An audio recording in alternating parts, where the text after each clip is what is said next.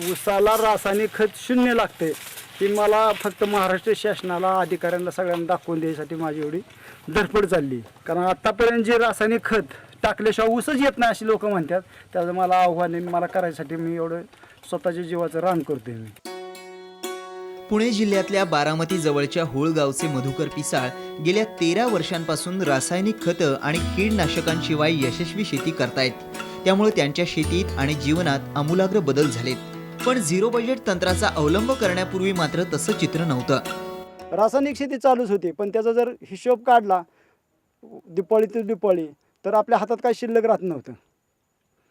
फक्त काय यायचं आणि जायचं आणि जगून निघायचं एवढं. जण भावांची शिक्षणाला खर्च जी यायचा किंवा इतर आपल्या घरगुती खर्च यायचा तो भागून फक्त पुढे सरकायचं, फक्त जीवन जगणे एवढंच काम होतं. शिक्षण सुरू असताना 1974 पासून ते वडिलांना शेतीत मदत करत होते.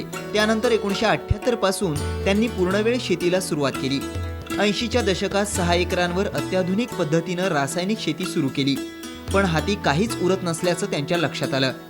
उत्पादन जे आता पण औषधं चालू झाली, पण त्याचं ती आउटपुट आणि ते पहिले 1-2 वर्ष आम्हाला काय वाटलं नाही. 2 वर्ष 3 वर्ष आम्ही तेच केलं, पण जमिनीची इतकी टणकपणा आला, कठीणपणा आला, पण त्यावेळेला नॉलेज काय आम्हाला पूर्ण नव्हतं. साधारण 1977 ते 1980 सालची गोष्ट ही. टणकपणा आल्यानंतर वडील आमचे जुने शेंगदाणा पेंट ही वापरायचे. ते म्हणले अरे ही आता काय खरं नाही म्हणले. मग 80 सालापासून ट्रॅक्टरची जरा ती रोटावेटर ही ती चालू झालेलं. मग रोटावेटर मारा त्यावेळेस स्वस्ताही होती रोटावेटरची, पण खर्च तरी वाढतच चालला. 1980ला मी 7-12 कोरा होता माझा, म्हणजे कर्ज शून्य होतं. त्या मिरचीमुळे माझं कर्ज शून्य होतं. पण 80पासून कर्ज जी वाढत गेलं ते झिरो बजेट येईपर्यंत कर्जच वाढलं. रासायनिक शेतीमुळे 90च्या दशकात पिसाळ यांच्यावर अतिशय बिकट दिवस आले होते. खतं, कीडनाशकांचा वाढता खर्च, मजुरीचे वाढते भाव यामुळे ते त्रस्त झाले होते. त्याचवेळी शेतमालाच भाव मात्र वाढत नव्हता. या काळात त्यांची आर्थिक स्थिती खूपच खालावली होती. शेतीच्या जीवावर फक्त दिवस काढणं सुरू होतं. शुक्रवारी संध्याकाळी पगार देण्यासाठी बाहेर पडायला लागायचं, मजुराचे पगार.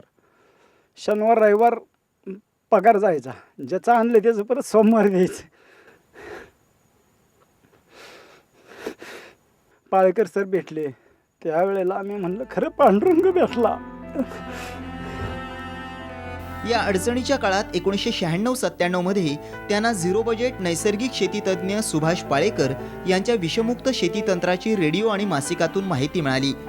पाळेकरांचं तंत्र हे रासायनिक शेतीपेक्षा अतिशय वेगळं असल्यानं पिसाळ यांनी त्याचा सखोल अभ्यास सुरू केला. त्यावेळेला त्यांनी फक्त काय सांगितलं, तण देई धन हा शब्द फक्त मी लक्षात ठेवला. आणि रासायनिक शेतीत तण खाई धन म्हणायचे, आणि हे तण देई धन हा शब्द कसा येतोय म्हणून मी त्याच्यावर बराचसा विचार केला. मी प्रयोग चालू केलं त्यावेळेला की तण कापायचं जाग्यावर ठेवायचं, कापायचं जाग्यावर ठेवायचं. पण हे सरांची पुढची जी आयडिया होती जीवामृत हे काय माहीत नव्हतं. फक्त तणाच्या जर जवळ बघितलं तर सतत ओलावा टिकून राहायचा. ती तरी पण माझ्या काय लक्षात आलं नाही. पण ज्या वेळेला 2000 साली सरांची माझी अशी भेट झाली, माळेगाव सोमेश्वर अशी लेक्चर केली. पण ज्या दिवशी मी लेक्चर ऐकलं सरांचं त्या दिवसापासून शपथ घेतली की रासायनिकच्या दुकानातच जायचं नाही, कसलंच जायचं नाही. ते 2000 साल होतं. आता 13वं वर्ष मला 100% मला, कारण समोरचा माणूस एवढा आत्मविश्वासाने सांगतोय म्हणजे खात्रीच होती. त्यावेळेला माझे जे आता मी लोकांना प्लॉट दाखवतोय, ऊसाचं वजन दाखवतोय, तर त्यावेळेला आम्हाला काहीच नव्हतं. आम्ही फक्त सरांच्या समोरच्या व्यक्तीवर विश्वास ठेवला. 2000 साली पिसाळ यांनी झिरो बजेट नैसर्गिक शेतीला सुरुवात केली. त्याचा फायदा त्यांना दुष्काळात झाला. 2च वर्षात पडलेल्या दुष्काळात त्यांच्या शेतीच्या नुकसानीचं प्रमाण कमी झालं. त्यांचा रासायनिक खतं आणि कीडनाशकांवरील भरमसाठ खर्च कमी झाला होता. शिवाय जमीन हळूहळू समृद्ध होऊ लागली होती. जीवामृत आणि मल्चिंगच्या सहाय्यानं शेतीचा पोत सुधारत होता. रासायनिक शेतीत काय होतं, विकत आणल्याशिवाय त्याला काहीच करता येत नव्हतं ना. आणि ह्यात काही विकत आणायचंच नाही, शून्य खर्च. त्यामुळे माझा बाहेरचा खर्च संपूर्ण वाचला ना. मी त्यावेळेला 2 लाख 2.5 लाख रुपये उत्पन्न यायचं, पण माझा 1.5 लाख रुपये खर्चच व्हायचा. कधी 1,70,000 पर्यंत जायचो. म्हणजे रासायनिक खत, औषधं, मजुरी, शेणखत, ट्रॅक्टर भाडं. म्हणजे माझ्या हातात काहीच राहत नव्हतं सगळं जाऊन काय काय. एखाद्या वर्षी जर पाऊस झाला 2002ला आता दुष्काळ पडला त्यावेळेला मी नैसर्गिक शेती करायला लागलो होतो. मला काही वाटलं नाही त्या दिवशी अजिबात. माझं म्हणजे काय नुकसान झालं असं वाटत नव्हतं. मी शेतकऱ्यांकडे बघितलं तर त्यांचं मला दुःख वाटायचं. अरे बाबांनो इकडे या, नैसर्गिक शेती करा असं मला वाटायचं त्यांचं. गेल्या 13 वर्षात 2004 पासून शेतीची उत्पादकता कायम राखण्यात त्यांना यश आलंय. आजवर झिरो बजेट तंत्रानं ऊसाचं पीक त्यांनी सातत्यानं घेतलंय. या व्यतिरिक्त कांदा, निशिगंध, केळी, खरबूज, हरभरा, मिरची यासारखी पिकं त्यांनी झिरो बजेट तंत्रानं यशस्वीरित्या घेतली आहेत. आज पिसाळ यांच्याकडे 3 एकरांवर आडसाली आणि 2 एकरांवर खोडव्यांचा ऊस आहे. आडसाली ऊसाची तोड जवळ आली आहे. या फळातल्या एका ऊसाची उंची 12 फुटांपर्यंत वाढली आहे. या ऊसाला 32 ते 34 पेर असून याचं सरासरी वजन हे 3.5 ते 5 किलोपर्यंत बसतंय. ज्या 5-7 कांड्या आहेत त्या 6-6.5 इंचाच्या असतात त्या. आणि पुढं मध्ये उन्हाळा वाढतो त्यावेळेला 5 इंचाच्या 5.5 इंचाच्या येतात. नंतर पावसाळा चालू झाला की परत 6-7 इंचावर जातात, 6-6.5. आणि नंतर परत सप्टेंबरचा ज्या वेळेला पाऊस ज्यादा होतो त्यावेळेला अन्न घेता येत नाही पिकाला, त्यावेळेस पण कांड्या बारीक पडतात. नंतर ऑक्टोबरच्या नंतर थोडंसं स्पीड धरतं आणि नोव्हेंबर. पण ह्याची वाढ, रासायनिकची वाढ बंद होती सप्टेंबरचा पाऊस चालू झाला की. थोडीफार होती कारण पावसाचं पाणी त्यात कम्प्लिटली मुरत नाही, ते सगळं आउट होतं. आणि ह्यात 100% पाणी मुरत असल्यामुळे वापसा कंडिशन, किती पाऊस पडला ते वापसा कंडिशन राहते. त्यामुळे ह्याची सतत वाढ होती. शेवटचा कोयता पडेपर्यंत वाढ होती. त्याचा वाड्यातनं तुरा निघत नाही अजिबात. हा साधारण 150 इंच या, म्हणजे साधारण 12-12-44 12 फुटांवरती 6 इंच आहे, म्हणजे 12.5 फुटाची लांबी आली. या 12.5 फुटाची ज्यावेळेला लांबी येते त्या ऊसाचं वजन 4 किलोला कमी पडतच नाही असं आमचं ठाम मत आहे. आमच्याकडे टेप आहे, वजन करायचा काटा पण आहे. झिरो बजेट तंत्रामुळे ऊसाला पाण्याची मात्रा देखील कमी प्रमाणात लागत असल्याचा त्यांचा अनुभव आहे. ते ठिबकनं 8 ते 10 दिवसात एकदाच 5 ते 6 तास पाणी देतात. तर ऊस लावल्यानंतर आणि खोडव्याचा ऊस तुटल्यानंतर 100 ते 120 दिवसात 5 वेळा एकरी 200 ते 400 लिटर जीवामृत देतात. शिवाय ऊसात आंतरपीक घेतात. लोकांना आहे ते हव्यास पाण्याचा ज्यादा आहे आणि आम्ही ह्याला आठवड्यातनं एकच दिवस फक्त 8 तास ड्रीप, त्यातनं लाईट जर गेली तर त्याचा नंबर गेला, पुढच्या आठवड्यातच नंबर येतो. 2 तास गेलं तर 2 तास गेलं, त्याला मिळलं त्याच्या नशिबाने तर 8च तास पाणी. असं ड्रीपचं पाणी देतो. आठवड्याशिवाय पाणी देत नाही आम्ही. आम्हाला क्षेत्र या त्याचं नियोजन 3 दिवसाच्या पाळीत करायचं असते, त्यामुळे हे आम्ही बरोबर नियोजन करतो. ऊसाला लोकरी माव्याचं संकट सतावतं, पण रसायनमुक्त शेतीत मित्रकिडी लोकरी मावा संपवतात असा पिसाळ यांचा अनुभव आहे. किती येतो? 100 म्हणजे तुमच्या 1 एकरात जास्त 10 ते 20 ऊसावी येतो. आणि तो आला तरी आम्ही त्याला काय हटवत नाही, कारण त्याला लगेच आपल्या मित्रकिडे असतात ते खाऊन टाकतात. त्याच्यामुळे आपण काय त्याला टेन्शन घ्यायचं नाही, कारण आपल्याला ते काय त्रास देत नाहीच. मित्रकिडी वाटतात म्हणजे रासायनिक काहीच नाही त्याला. रासायनिक खत कसलंच नसल्यामुळे गांडोळाची संख्या खाली वाढते. गांडोळ खाण्यासाठी बरेचसे सरपटणारे प्राणी येतात. मुंगूस येतं, साप येतं, बेडकं असतात, उंदरं असतात, घुशी येतात. आणि रात्रीचा निशाचर म्हणजे सगळ्यात संरक्षण आपलं जर कोण करत असेल तर वटवागळ 1 नंबरची उंदीर खाते.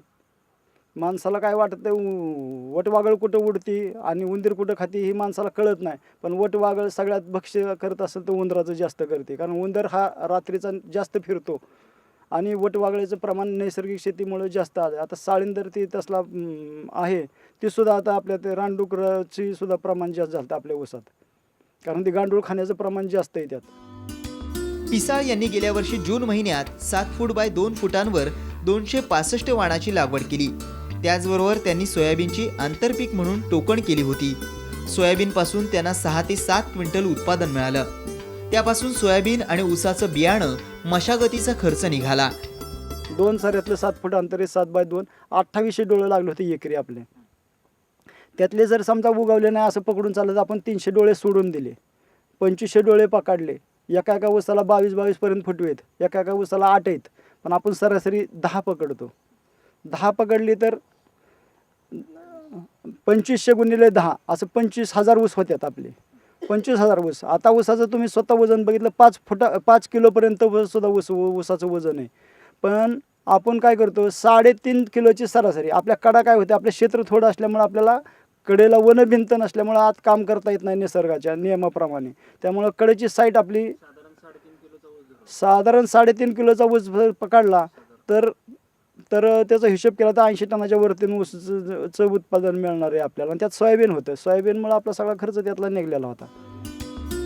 पिसाळ यांना 3 एकर आडसाली ऊसापासून एकरी 80 टनांप्रमाणे 240 टन आणि 2 एकर खोडव्यापासून एकरी 50 टनांप्रमाणे 100 टन ऊसाचं उत्पादन अपेक्षित आहे.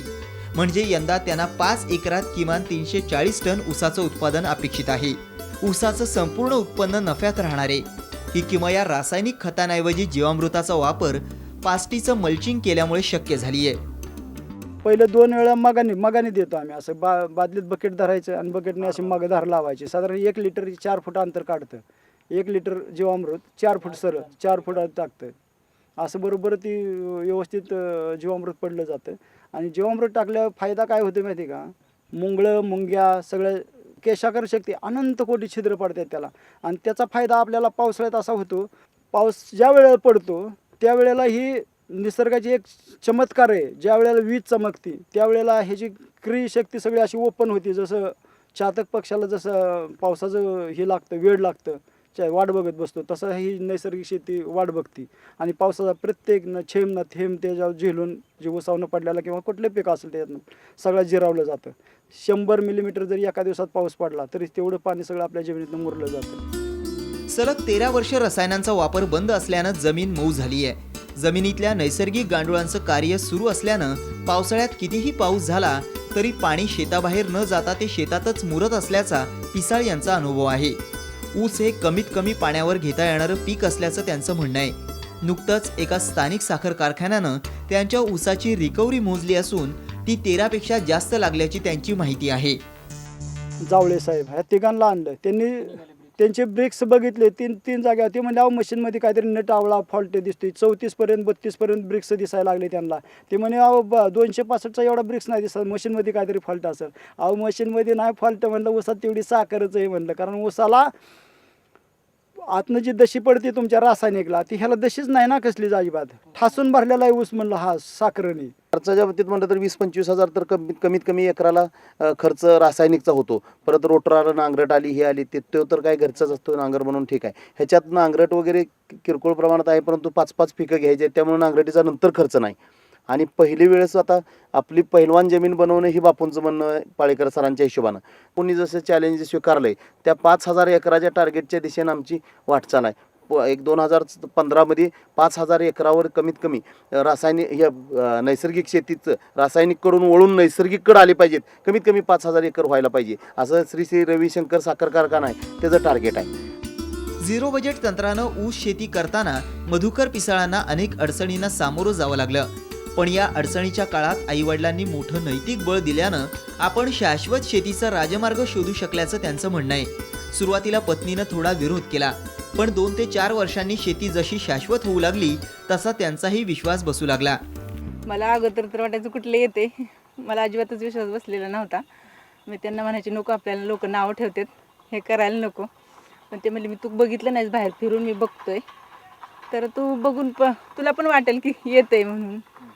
मग नंतर जरा थोडे दिवस मला मन माझं कचवायचंच की हे येणार नाही असं. आज महाराष्ट्रात रासायनिक ऊस शेतीचा उत्पादन खर्च एकरी जवळपास 70,000 रुपयांच्या पुढे गेलाय. त्याचवेळी रासायनिक खतांमुळे जमीन आणि पाण्याचं वेगानं प्रदूषण होतंय. परिणामी शेतीची उत्पादकता वाढण्याऐवजी ती घटत चालली आहे. त्यामुळे ऊसाची शेती देखील आतबट्ट्याची होण्याची चिन्ह दिसत आहेत. अशावेळी देशी गाईच्या शेण गोमूत्रापासून बनवलेलं जीवामृत, दशपर्णी, आंतरपीक आच्छादन यांच्या मदतीनं होणारी विषमुक्त झिरो बजेट शेती राज्यातल्याच नव्हे तर देशातल्या ऊस उत्पादक शेतकऱ्यांना प्रगतीचा राजमार्ग दाखवणारी ठरणार आहे. देशी गाय सांभाळल्याशिवाय प्रगतीच नाही. देशी गाय हीच खरी लक्ष्मी आहे आपली. ज्याच्या घरी देशी गाय त्याला नाही कमी काय. विजय मोरे, साम टीव्ही, बारामती.